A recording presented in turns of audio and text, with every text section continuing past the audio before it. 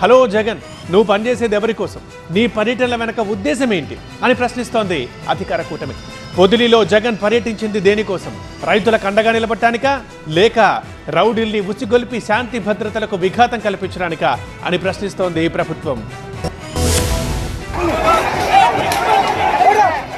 పొదిలిలో TDP నేతలు కొందరిని ఉసుగొలిపి తమపై దాడి చేయించారని వైసీపీ ఆరోపిస్తోంది. కానీ వైసీపీ నేతలే రౌడీలతో గొడవలు చేయించారంటోంది అధికార కూటమి.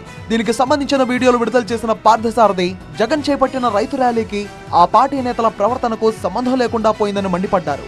రెచ్చగొట్టేలా ప్లకార్డులు ప్రదర్శించడంతో పాటు రైతుల ముసుగులో మహిళలు పోలీసులపై రాళ్లు విసిరారన్నారు. రైతుల పరామర్శ పేరుతో రెచ్చగొట్టేలా వ్యవహరించడం కరెక్ట్ కాదన్నారు మంత్రి పార్థసారథి. ఎవడైనా రాని తొక్కి పడేస్తామంటే ఇది రైతులను పరామర్శించడానికి చేసిన ర్యాలీయా, లేక విధ్వంసాలు సృష్టించి మీ పార్టీ నేర ప్రవృత్తిని ప్రదర్శించడానికి చేసిన ర్యాలీయా? ఒకసారి ప్రజలు కూడా అర్థం చేసుకోవాలని చెప్పేసి మనం చేస్తాం.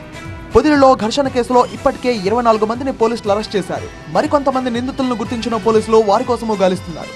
ఈ కేసులో వివరణ ఇవ్వాలంటూ ఎమ్మెల్యే బూచేపల్లికి సైతం నోటీసులు ఇచ్చారు అధికారులు.